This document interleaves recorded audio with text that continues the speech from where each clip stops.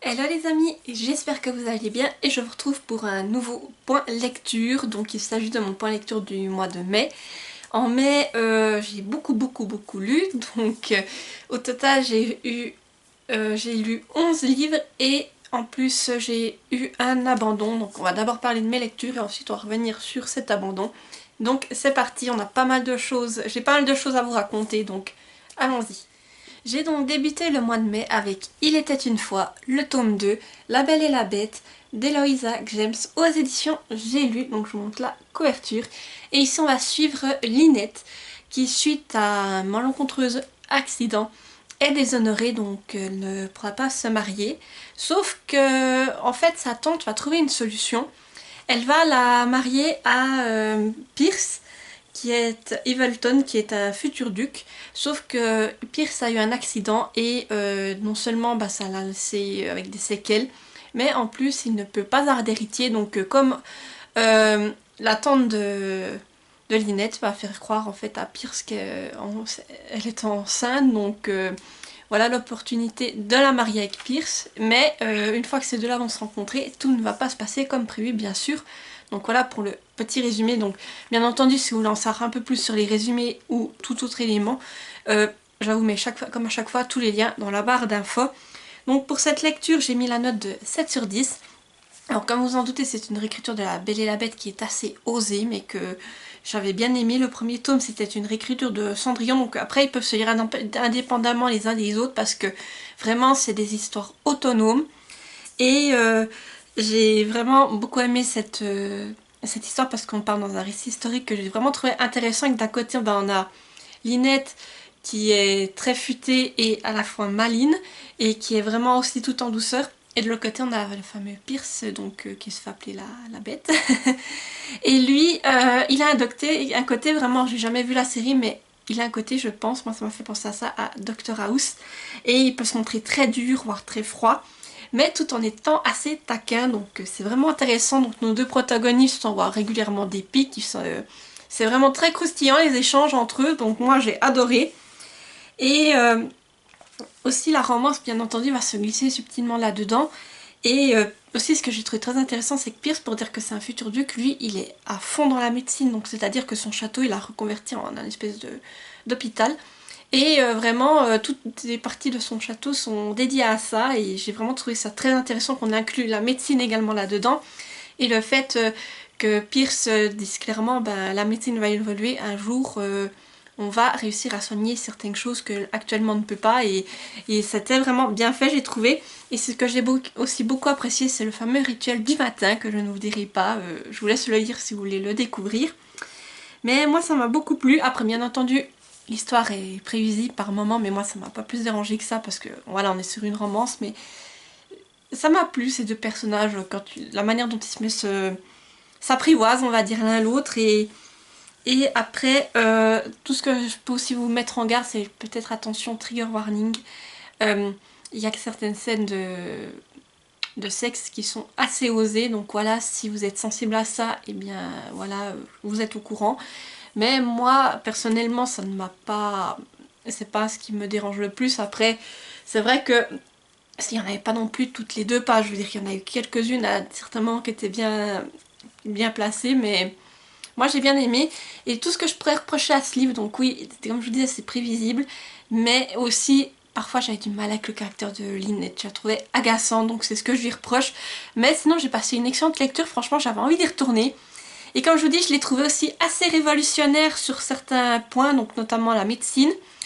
Et un autre point que je ne vous révélerai pas, qui est en lien avec le rituel du matin, mais que j'ai trouvé vraiment génial ce point, et je m'y voyais en fait. J'étais avec nos deux protagonistes, je m'y voyais, et vraiment j'ai adoré. Donc là c'était une lecture qui faisait un peu plus de 370 pages, c'est écrit quand même de taille standard je trouve au niveau de l'écriture, et quand même assez aéré. Mais comme je vous dis, moi je l'ai dévoré, et là j'avais laissé plusieurs années entre le tome 1 et le tome 2, je pense que j'ai préféré ce tome-ci, et j'ai hâte de découvrir les autres écritures de contes qui sont proposées dans cette saga. Je crois que le tome 3 c'est sur la princesse au petit pois, si je ne dis pas de bêtises, donc voilà, il faudrait que je me le procure. Mais en tout cas, j'ai vraiment passé un super moment, et je ne peux que vous la conseiller. En tout cas, j'ai l'impression que tout ce qui est un peu historique, ça m'intéresse pas mal, même s'il y a de la romance, tout ça, mais les romances historiques, ça passe super bien en ce moment, donc celle-ci, elle est vraiment très bien passée, et j'ai adoré nos deux protagonistes. J'ai également lu Astro KF de Violaine Jeannot aux éditions Explora. Donc je vous mets la couverture ici car c'était une lecture en numérique et je remercie encore la maison d'édition pour l'envoi de ce service presse. Donc ici en fait on est dans le préquel d'Astro NF, voilà, je vais y arriver. Donc au cas où si vous avez loupé mes chroniques sur Astro NF, je vous mets le lien dans le petit i vers ma vidéo, c'est que j'en parlais. Et pour vous faire un bref résumé, ici en fait on est dans le futur, en 2160 et des poussières, et l'espèce humaine devient de plus en plus stérile, et ben, il n'y a plus beaucoup de personnes qui arrivent, qui sont du coup fertiles, et cela pose problème au niveau de, pour la survie de l'espèce. Et en plus de ça, notre planète est totalement dévastée. Donc il est mis en place un système où on va catégoriser les gens. Les F seront considérés comme fertiles, on leur inscrit dans la main leurs lettres, donc il y a les F qui sont les fertiles, les N les non fertiles. Et du coup les fertiles sont un peu traités comme des rois, tandis que les N, eux, font tous les travaux qui sont plus compliqués pour permettre aux F de justement pouvoir mener à bien leur mission de procréation. Et pour la survie de l'espèce humaine, donc il est décidé de coloniser l'espace à la conquête d'une nouvelle planète qui pourra accueillir l'humanité. Donc voilà, du coup des vaisseaux vont partir avec des gens, autant si bien des F que des N, pour essayer de trouver cette fameuse planète. Voilà, pour ce qui est de l'univers en gros. Et là dans ce tome, on va suivre Myriam, qui est partie dans l'un de ces vaisseaux. En fait, Myriam, elle est enceinte, mais ce n'était pas du tout voulu. Et droit quand elle a voulu avorter, la loi a changé, l'avortement est interdit. Mais grâce à ça, elle a pu avoir sa place sur un des vaisseaux qui est parti pour la conquête d'une nouvelle planète pour l'humanité. Sauf que sur le vaisseau, il va se passer quelque chose qui fait qu'elle va devoir évacuer. Et suite à cela, elle va se retrouver sur une planète qu'elle ne connaît pas. Et elle va perdre son bébé. Et en plus de cela, elle va se rencontrer Andy, qui se trouve être un ancien détenu. Donc voilà, Myriam, elle va devoir découvrir si elle peut faire confiance à Andy. Ou si... et surtout, elle va devoir essayer de retrouver les autres occupants de son vaisseau. Voilà pour le bref résumé. Bon, bref résumé, c'est vite dit parce qu'il y a tellement à dire et c'est pour essayer de vous faire comprendre. J'espère n'empêche que j'aurais été assez claire dans cette explication. Donc ici j'ai mis la note de 8 sur 10 à cette lecture, ou plutôt à ce préquel. J'ai trouvé vraiment intéressant, et le fait qu'ils mettent qu'on voit en fait là le début de la conquête spatiale, ça m'a vraiment... on voit le lien avec Astro NF. Et aussi ce qui m'a plu, c'est qu'il est beaucoup plus sombre que Astro NF, dans le sens c'est que là on voit ce que les gens sont prêts à faire pour arriver à leur cause, et vraiment on voit que pour certains l'espèce humaine vaut pas mieux que du bétail par moment, j'ai envie de vous dire, mais voilà, c'est quelque chose qui montre une réalité qui pourrait arriver, et c'est clair que c'est sombre, mais moi ça m'a plu, c'est vraiment quelque chose qui est intéressant de voir. Et donc Myriam, elle va passer par beaucoup d'épreuves, et on voit aussi, il y a tous des liens qui sont faits avec Astro NF, et chaque fois je me disais ah oui, je me rappelle de cette scène dans Astro NF, et là on voit l'autre partie en fait du point de vue de Myriam ou d'Andy, et c'est très intéressant.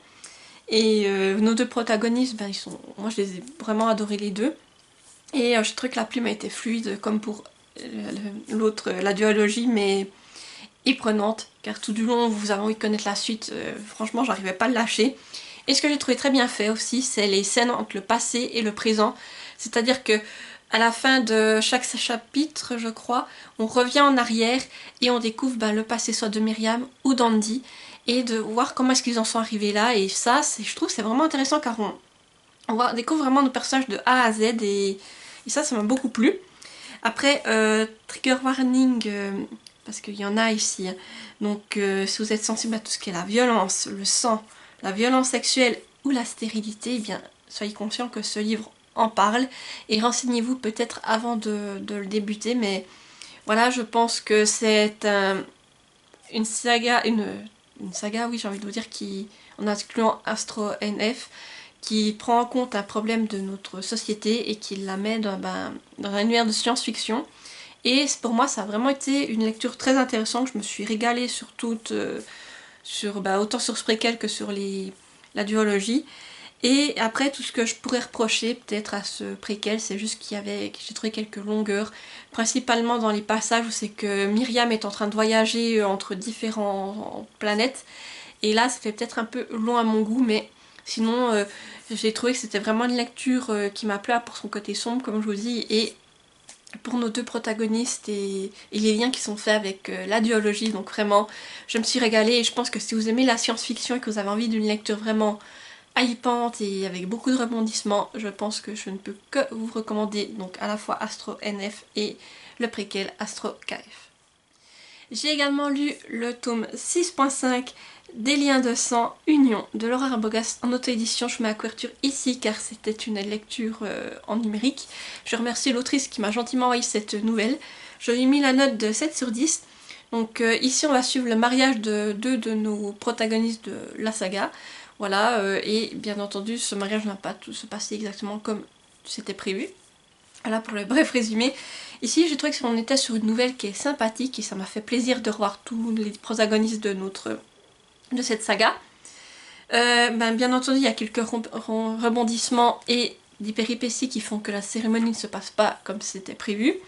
Et tout ça est écrit comme d'habitude avec une plume fluide et prenante, donc c'est vraiment agréable, c'est une lecture sympathique qui fait plaisir. Et moi en tout cas ça m'a plu et puis disons que j'ai un peu... ça m'a quand même fait quelque chose de devoir refermer ce livre en me disant que cette fois c'était la fin pour ces personnages et que je ne les reverrai plus. Parce que vraiment je m'y étais attachée, j'ai passé des bons moments avec eux. Sinon, parce que j'ai reproché, en fait c'est que...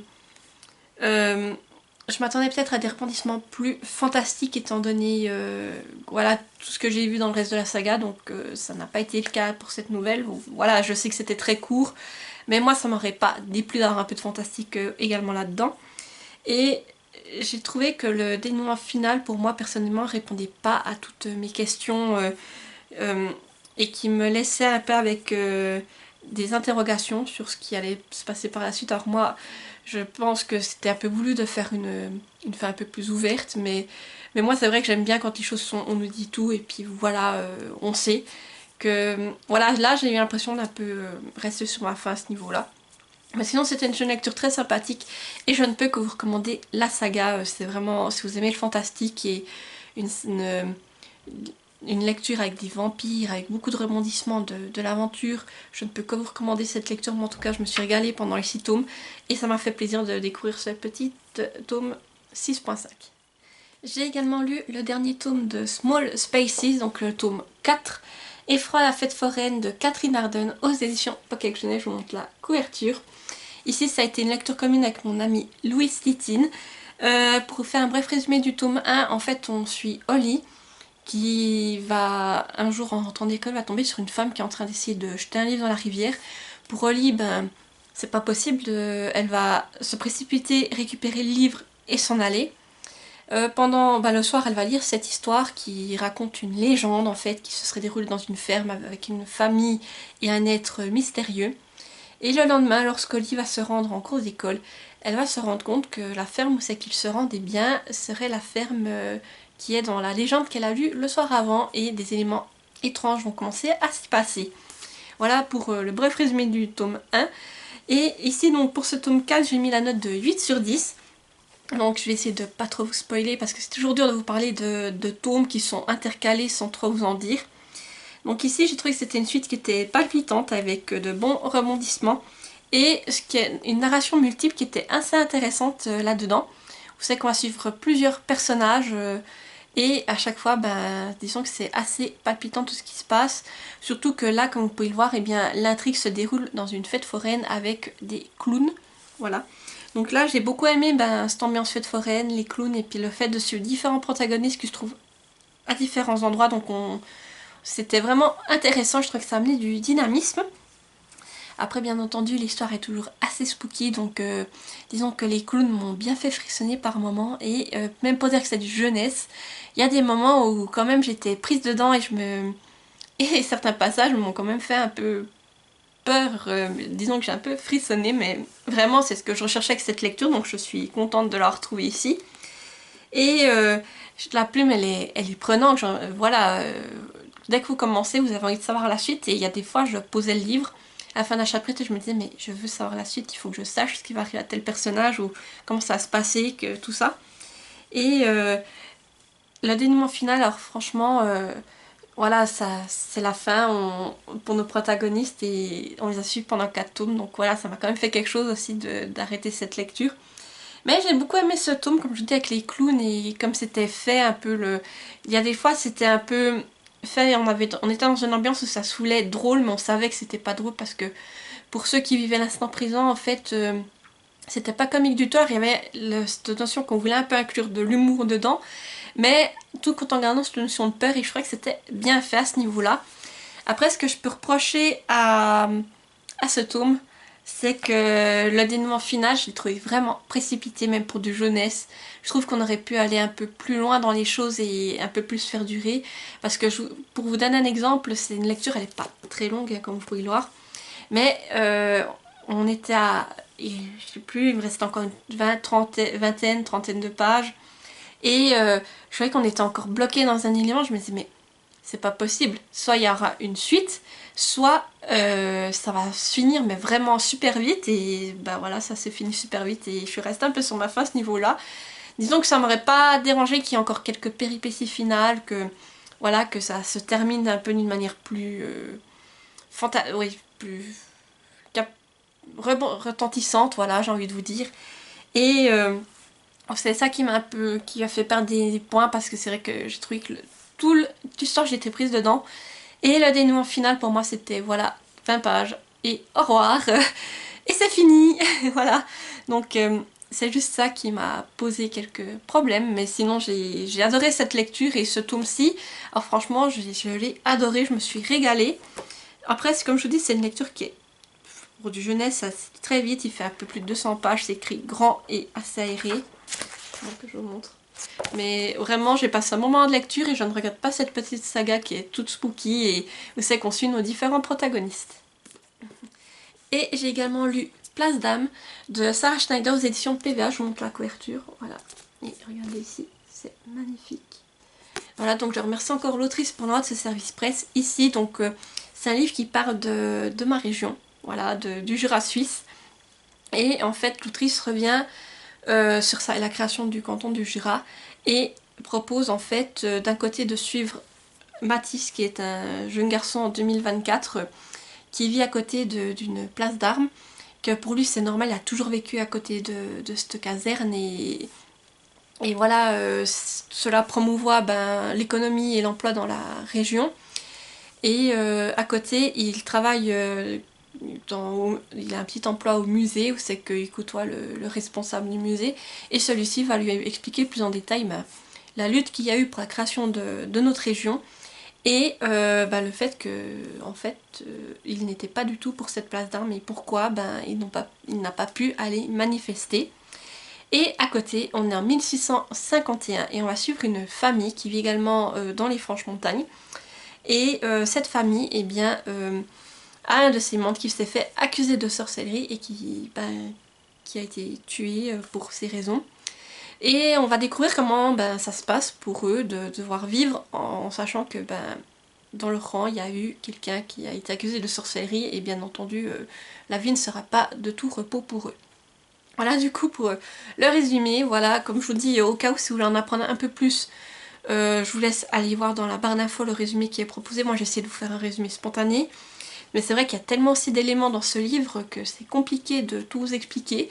Mais voilà, en tout cas c'est une lecture que j'ai beaucoup aimée. J'ai mis la note de 9 sur 10, car déjà j'ai redécouvert un peu l'histoire de ma région à travers ce roman, et j'ai trouvé l'histoire vraiment captivante dès le départ. J'ai été prise dedans et j'ai aimé cette notion de double temporalité, le fait de suivre à la fois Matisse et à la fois de revenir en 1651, de suivre cette famille et son quotidien. et voir ce qui va leur arriver. Donc ça m'a beaucoup plu. Et chaque fois en fait, quand ça sautait d'un look, je me disais mais j'ai hâte de revenir. On va pour soit en 2024 en 1651 pour découvrir la suite et tout ce qui va s'y passer. Donc ça m'a beaucoup plu. Et j'ai trouvé que voilà, les différents protagonistes étaient touchants. Et ce que j'ai beaucoup aimé, c'est que dans chaque des récits, il y a une touche de surnaturel qui va faire son apparition. Voilà, je vous laisserai découvrir comment, mais j'ai trouvé ça très intéressant la manière dont c'était amené. Et ça m'a plu. Après, on est aussi là dans un récit qui a une plume très poétique, j'ai trouvé. L'autrice, elle nous décrit des paysages, c'est juste magnifique, j'avais l'impression d'y être. Bon, après vous me direz, moi je connais la région, je vois très bien de la région qu'elle décrit, mais j'avais l'impression d'y être en fait. Moi j'étais dans mon lit, mais c'est comme si j'étais sous les sapins, dans ces grandes plaines, vraiment je m'y croyais. Et ça m'a beaucoup plu. Et le dénouement final, eh bien... franchement, il était renversant pour ma part. Fallait que j'aille au bout en fait. Je me rappelle, j'étais encore le soir dans mon lit, je devais aller au lit justement parce que le lendemain je bossais. Et je me disais mais non, il me reste presque rien. Allez, tu vas au bout. Je voulais le finir et voilà, je l'ai fini. Mais le dénouement final, je l'ai vraiment trouvé waouh, incroyable. Et aussi avec une certaine touche d'émotion qui m'a beaucoup plu. Donc vraiment, c'est un livre qui mélange à la fois l'histoire et le présent. Alors après, aussi juste une précision à vous faire. Tout ce qui se passe dans le passé, l'autrice a essayé de retranscrire tout ça au mieux. Pareil pour la création de notre région. Par contre, ce qui se passe en 2024 avec la création avec cette place d'armes, eh bien, en fait, ça a été totalement inventé. En fait, c'est un projet qui a été mis sur la table il y a des années, mais qui n'a jamais abouti. La loterie part du principe que, et si cette place d'armes avait été construite, qu'est-ce qui se serait passé? Voilà, quand on suit tout cela du point de vue de Matisse, c'est vraiment cette place d'armes n'existe pas. Voilà, juste pour vous donner une idée. Mais moi ça m'a beaucoup plu et puis je savais même pas qu'il y avait ce projet, hein. Je vous dis, je suis vraiment tombée à me dire ah ouais c'est vrai il y a eu ça. Mais j'ai appris beaucoup de choses franchement. Et je pense que c'est une lecture qui peut vraiment être intéressante, qui est à la fois avec de l'historique, on parle de sorcellerie, on aborde le thème de la sorcellerie, on parle, il y a aussi cette touche surnaturelle qui m'a beaucoup plu, donc je pense que si vous aimez tout ça, ça devrait vous plaire. Et puis comme je vous dis, notre région, elle s'est créée par de la rébellion. Il y a vraiment eu un combat pour créer notre région. Donc si vous êtes un peu curieux de découvrir comment Jura suisse est né, eh bien allez-y, lisez un peu ce livre, ça va vous donner quelques pistes. Mais franchement c'est une très bonne lecture et je me suis régalée. Comme je vous dis, j'étais prise dedans. Donc c'est une lecture qui fait un peu plus de 320 pages. Et c'est écrit, voilà, c'est une taille d'écriture assez standard, assez serrée, mais je l'ai dévoré, j'étais vraiment prise dedans. Et franchement, pour moi, ça l'a vraiment fait. Je ne peux que vous le recommander vivement. J'ai également lu le premier tome de la saga d'Oren, Guild, de Raven Kennedy aux éditions Hugo Roman. Donc ici, pour faire un bref résumé, donc déjà je vous mets la couverture ici, c'est une lecture numérique. Et pour faire un bref résumé, on suit Oren, qui vit dans le palais du roi Midas. Donc bien entendu, le roi Midas, tout ce qui touche se change en or. Et Oren, c'est sa préférée, c'est sa favorite. Et le roi Midas l'apprécie tellement qu'il l'a changée en or elle également. Donc elle est entièrement dorée, à part je crois le blanc de ses yeux et ses dents qui sont restées de la couleur normale. Et le roi Midas, pour la protéger, il l'a mis dans une cage dorée dans son palais. Donc Oren, elle sait que c'est pour sa sécurité, mais elle s'ennuie. Et voilà, donc elle sait que le roi Midas fait tout ça pour elle, pour son bien, mais des doutes commencent à s'insinuer. Et un jour, le roi Midas va la trahir et disons qu'Oren, là, pour Oren, elle va commencer à sérieusement remettre en doute sa relation avec Midas. Voilà pour le bref résumé. Ici, c'est une lecture à laquelle j'ai mis 7 sur 10. Donc on est clairement sur une romantasy adulte. Attention, vraiment j'insiste sur le terme adulte car c'est vraiment pas à mettre dans les mains d'ados, car dès le premier chapitre on voit le roi Midas qui est en train de oui, qui est en train de prendre du bon temps avec son harem directement, et disons qu'il y a quand même pas mal de scènes assez osées dans ce roman, donc voilà, vraiment pour les adultes. Et du moment qu'on y est, ce roman contient plusieurs trigger warnings, notamment une scène de viol qui est à la fin. Voilà, je préfère vous le dire, c'est une scène de viol qui est quand même assez malaisante et assez... comment dire ça, mais assez... Oui, on se sent pas bien et c'est vraiment assez violent comme la manière dont c'est fait. Donc voilà, c'est... Autant, voilà, très gros trigger warning si vous êtes sensible à ça, attention, elle est à la fin. Mais il y a tout au long du roman, il y a aussi de la violence et beaucoup de vulgarité, voilà, pour que vous soyez informés. Alors après, moi j'ai trouvé que c'était une romantasy qui était quand même prenante, et j'ai bien aimé le fait qu'on ait un élément mythologique, donc le roi Midas, qui est repris et remis dans un univers totalement fantasy, et de suivre en fait Oren qui va avoir sa vision évoluer au fil de l'histoire. Et il y a quand même quelques rebondissements. Après, ce tome se veut beaucoup plus introductif, j'ai envie de vous dire. On montre la politique qui se passe dans cet univers. Vraiment, on pose le décor pendant ce tome, mais il y a quand même quelques rebondissements. Et voilà, j'ai quand même été prise dedans. La plume aussi, je l'ai trouvée vraiment... Elle est prenante.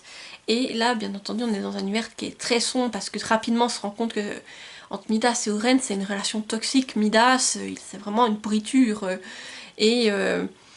la manière dont il traite les femmes, ça fait grincer des dents, mais la manière dont c'est fait, j'ai envie de vous dire, j'ai grincé des dents, mais je voulais savoir la suite. Et franchement, j'ai quand même apprécié ma lecture parce que c'est bien fait, je trouve personnellement. Moi, ça m'a plu. Alors c'est clair que c'est très sombre, toutes ces choses-là, comme je vous dis, il y a des trigger warnings quand même assez importants. Et vraiment, la dernière scène, je me suis vraiment sentie pas bien après avoir lu. Vraiment, j'étais mal à l'aise, mais... Voilà, je me dis que parce que le tome 2, ce qui risque d'arriver, devrait plus me plaire.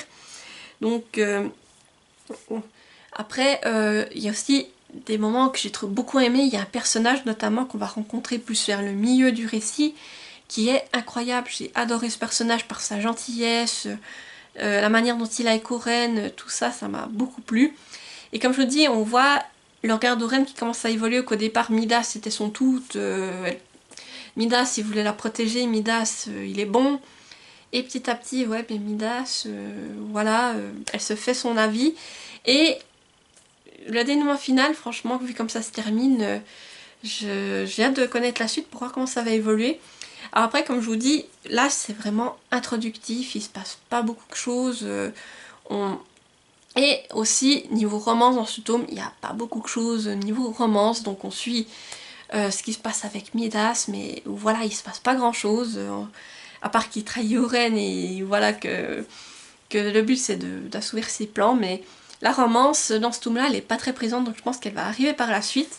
Et juste ce que j'ai reproché à ce tome, comme je vous dis, comme c'est un tome assez introductif, c'est vrai que par moments il y a quelques longueurs, mais on découvre vraiment cet univers, et il y a vraiment beaucoup de choses à décrire, à se mettre sous la dent.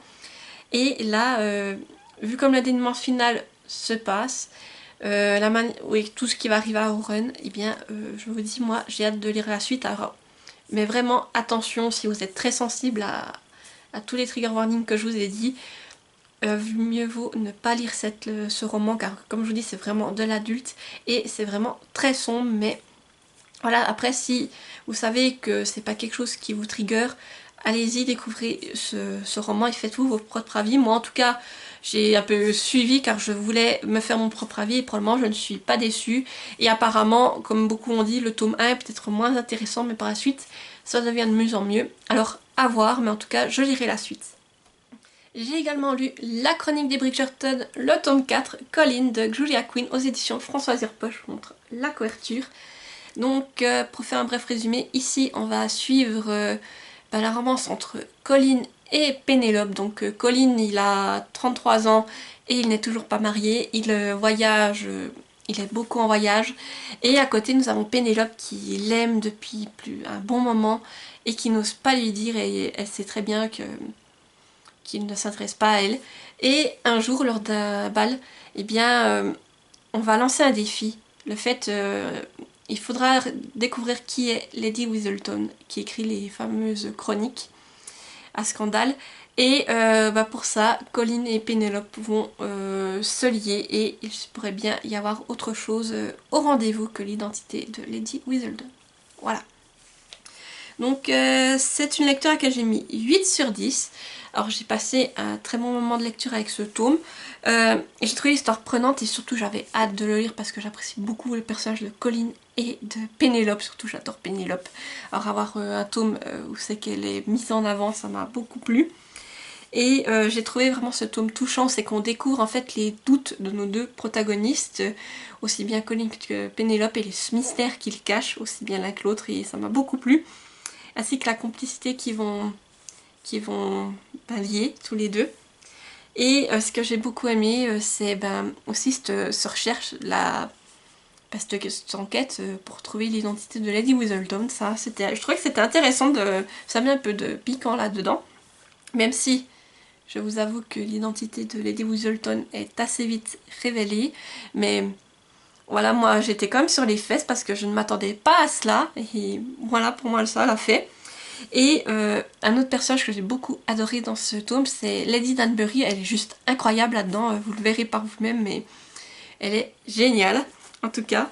Et la romance aussi, j'ai trouvé qu'elle était bien réalisée. Après, tout ce que je peux reprocher ici dans ce tome, c'est que j'ai trouvé que la romance a été bien faite, mais elle était aussi un peu rapide à mon goût parce que, contrairement aux autres tomes où c'est que tout le tome se déroule sur la romance, ici, il y a aussi cette part d'enquête.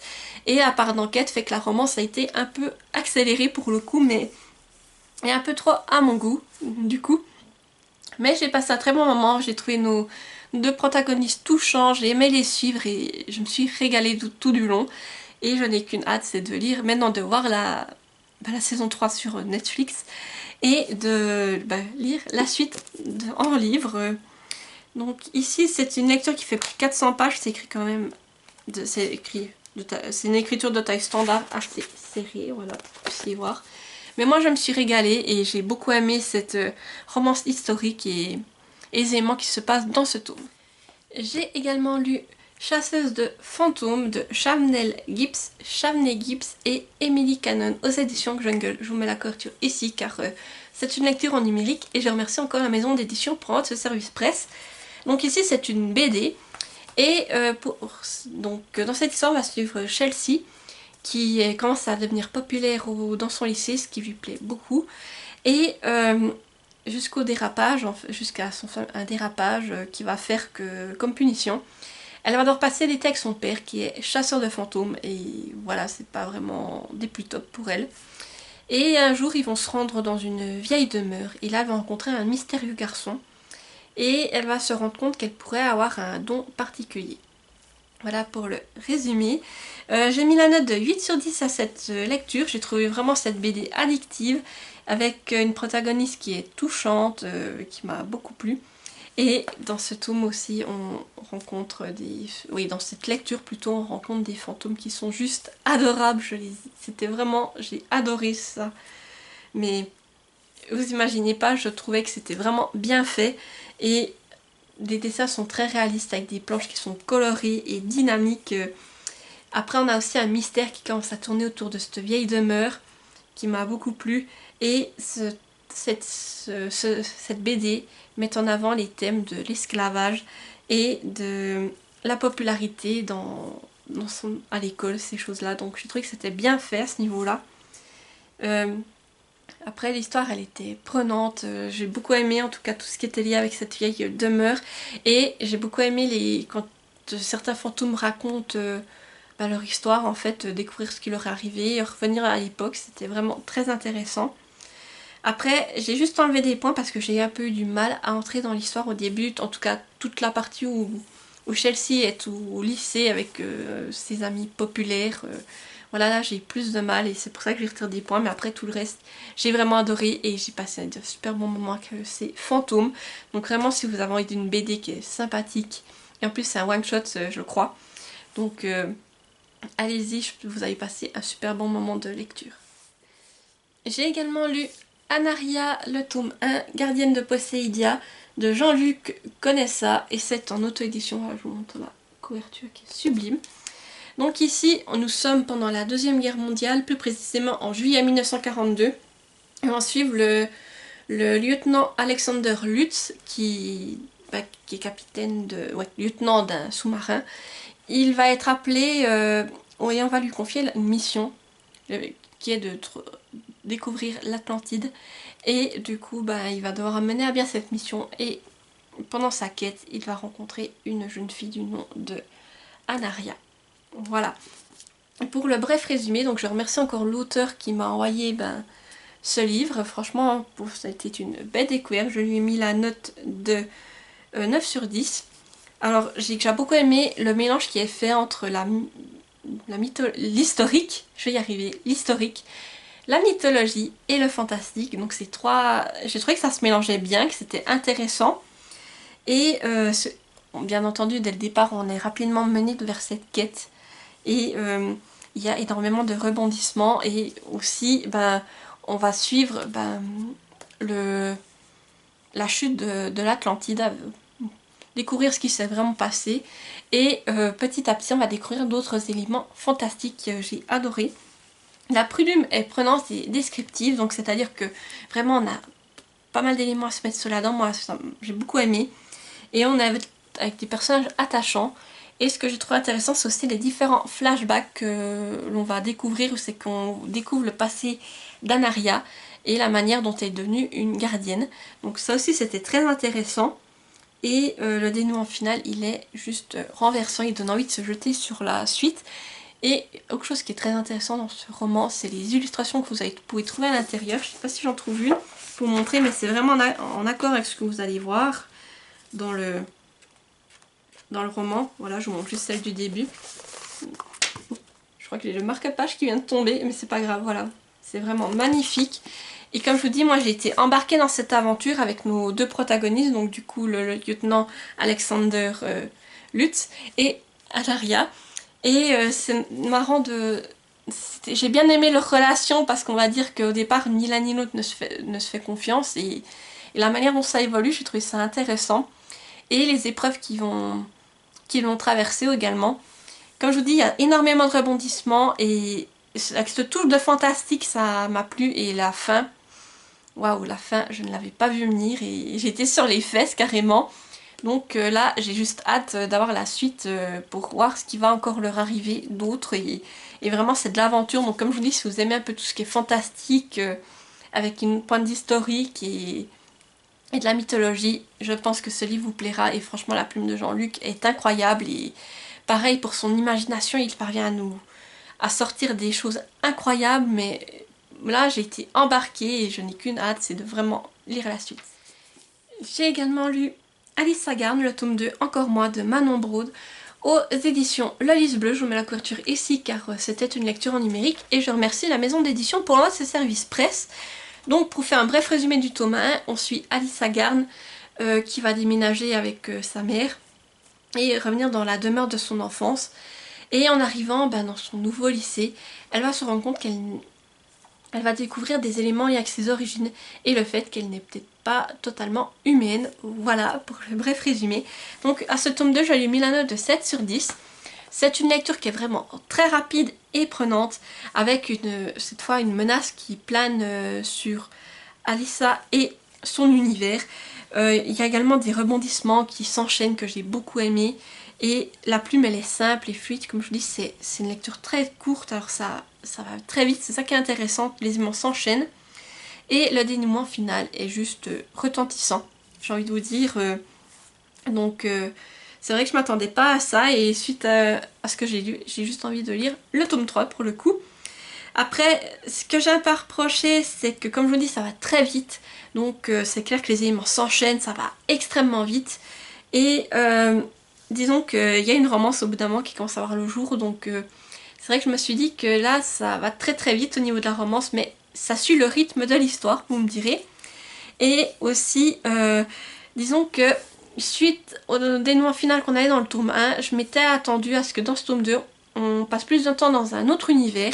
Et ça n'a pas été le cas, donc voilà, c'est peut-être aussi ça qui m'a un peu déçue. Mais après, j'ai vraiment apprécié cette histoire également et j'ai hâte de lire la suite. Mais c'est vrai que vu ce qui s'était passé à la fin du tome 1, je m'attendais peut-être à une certaine chose et passer plus de temps dans un autre univers. Donc voilà, j'ai été déçue par du fait que l'on revienne assez rapidement aussi dans notre propre réalité. Voilà. Et ma dernière lecture du mois, ça aurait été La guerre des clans, Short Adventure. Le choix d'étoiles de sapin d'Era Hunter aux éditions Pocket Jeunesse. Je la mets également ici car c'est une lecture numérique. Ici c'est une petite nouvelle où c'est qu'on va découvrir l'histoire d'étoiles de sapin et la manière dont... les éléments qui l'ont fait qu'il a trahi son clan. Voilà, pour le résumé, je ne veux pas vous en dire trop non plus. Donc en fait, pour remettre les choses dans leur contexte, Étoile de Sapin, c'est un personnage que l'on croise dans le hors-série qui est dédié à Étoile Bleue. Donc j'ai trouvé que l'histoire était vraiment en raccord avec les éléments qui sont décrits justement dans cette hors-série, donc ça c'était vraiment bien fait. Et l'histoire elle est prenante, c'est une petite lecture, c'est une nouvelle, ça va très vite aussi, mais on est rapidement mis face au doute et l'étoile de sapin et la dure vie qu'il y a dans les clans en fait, la manière dont certaines périodes peuvent être très dures dans les clans. Et étoile de sapin aussi va se retrouver confronté à une prophétie qui va le forcer à faire un choix. Après comme je vous dis, on suit beaucoup de... Il y a des rebondissements car on suit Étoile de Sapin depuis sa jeunesse jusqu'à ce qu'il devienne guerrier et jusqu'à ce qu'il devienne à son tour chef. Et jusqu'à ce qu'il se passe la fameuse trahison. Donc voilà, moi j'ai trouvé que c'était intéressant de découvrir cette partie de l'histoire car c'est vrai que quand j'avais lu leur série d'Étoiles Bleues, je m'étais dit ouais ok il se passe ça mais j'en savais pas plus et là découvrir plus en détail ce personnage ça le rend plus attachant et il y a certains passages que vraiment j'ai trouvé émouvant comme c'était fait donc vraiment ça m'a beaucoup plu et puis comme je vous dis c'est très vite lu donc ça fait même, c'est des tomes ils font même pas 100 pages donc ça s'enchaîne et ça permet d'en apprendre plus sur des personnages que l'on ne voit pas beaucoup dans la saga principale. Après, ce que je lui reproche, on va dire, c'est que pour ces petits tomes ou les hors-séries, j'ai déjà remarqué, il y a souvent des incohérences au niveau des prénoms. Donc tout d'un coup, on parle de tel personnage, mais on lui donne un autre prénom, donc ça concorde pas, vous voyez. Et aussi, je pense qu'il y a des soucis au niveau de la traduction. Je sais pas si c'est des choses comme ça dans le texte original ou si ça a été traduit tel quel.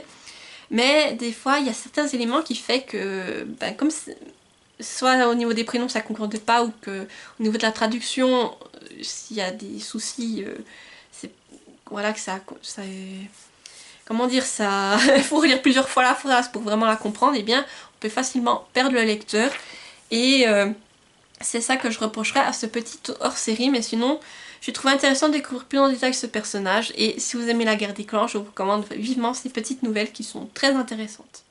Et maintenant on va revenir à mon abandon de ce mois, je crois que ça fait depuis que j'ai la chaîne que j'ai pas abandonné de livres. Donc il s'agit de Double Jeu de Biren de Rusnar et Alexandre Philippe aux éditions L'Œil Bleu, je vous mets la couverture ici. Donc ici en fait on suit deux protagonistes qui sont dans leurs années d'études et qui vont prendre la vie à pleine... vivre vraiment la vie, profiter de la vie tout simplement. Et qui est jusqu'au jour où un malheur va arriver. Voilà pour le résumé, donc c'était un service presse que j'ai reçu de la part de la maison d'édition, mais ce n'est pas moi qui l'ai demandé, on me l'a envoyé tel quel et j'ai lu le résumé, je me suis dit tiens, pourquoi pas essayer. Et j'ai essayé, j'ai lu 50% de l'histoire et pour moi ça l'a pas fait, donc déjà peut-être le fait que le contemporain soit pas mon style de prédilection, ça a joué. Et aussi après le fait, je pense que je ne me sois pas du tout attachée au personnage, au contraire... je les appréciais pas du tout et je trouvais que c'était assez plat au niveau de ce qui se passait. Alors certes le premier chapitre il se passe quelque chose mais on n'y revient jamais après et j'ai vraiment abandonné, comme je vous dis j'ai essayé d'aller à 50% en me disant ouais c'est un service presse quand même, essaye d'y aller et à 50% quand je me suis rendu compte que vraiment j'avais pas d'intérêt à savoir ce qu'allait leur arriver, que voilà je me suis dit bah c'est bon cette fois arrête-toi là. Surtout que j'avais pas risqué comme l'année passée de refaire une panne de lecture parce que j'avais enchaîné plusieurs lectures qui ne m'avaient pas vraiment convenu et que j'avais pas plus apprécié que ça. Alors je me suis dit arrête-toi là, après c'est vrai que c'est un service presse donc c'est vrai que les services presse j'ai plus de scrupules à les arrêter parce que voilà c'est quand même des livres qu'on nous a envoyés, qu'on attend un retour de nous dessus. Après je vais être très claire avec vous, c'est pas parce que c'est un service presse que je vais lui donner une bonne note parce que j'ai plus aimé,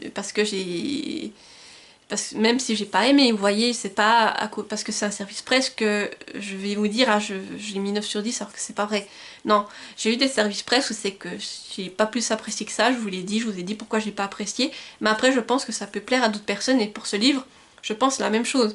Je pense que ça peut plaire à d'autres personnes, pour moi c'est pas mon style.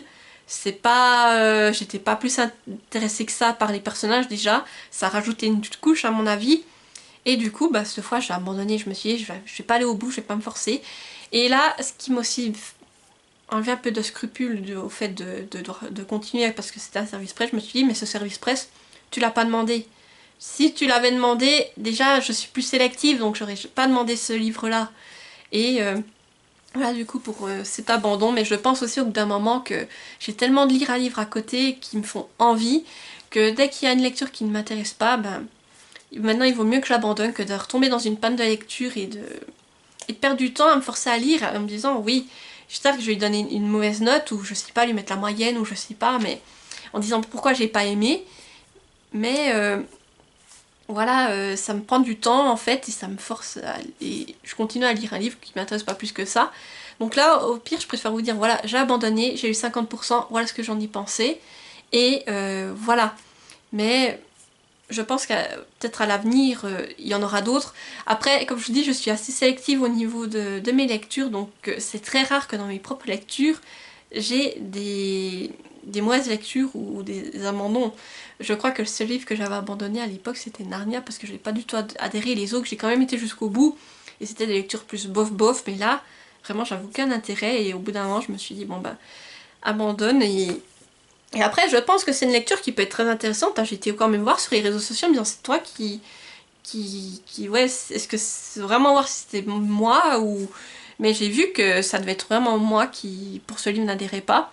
Car j'ai été voir sur différents réseaux et il est très bien noté. Donc je pense que ça peut plaire à des personnes qui sont plus dans ce style-là. Donc voilà, un abandon pour ce mois. Mais comme je vous dis, je pense que par la suite, ça pourrait arriver que vous envoyez quelques-uns passés. Parce que maintenant, je ne vais... dès que je vois que ça ne m'intéresse pas, aucune lecture ne m'hype pas, j'ai tellement de livres là derrière que... je préfère me lancer dans une autre lecture qui pourra me captiver davantage et abandonner celle qui m'intéresse moins, tout simplement. Voilà. Et du coup, j'arrive au bout de ce point lecture. J'espère qu'il vous aura plu. Pour le mois prochain, eh bien, j'ai ma palle de l'été qui je vais débuter. Au cas où vous l'auriez raté, je vous la remets dans le petit i. Sinon, j'ai quelques lectures que j'aimerais lire durant cet été qui me font un peu penser à la période. Et bien entendu, le reste, ce sera au fur et à mesure, vous les verrez passer selon mes envies. Donc n'hésitez pas à me dire aussi en commentaire si vous avez lu certains des livres que je vous ai présentés. Et quel livre vous avez lu pendant le mois de mai, si vous avez eu des coups de cœur ou des déceptions. Et sinon, bah, si la vidéo vous a plu, n'hésitez pas à mettre un petit pouce en l'air, à activer la petite cloche pour ne pas rater mes prochaines vidéos et à vous abonner car ça fait toujours plaisir. Sur ce, je vous dis à bientôt pour une prochaine vidéo et portez-vous bien. Bye bye!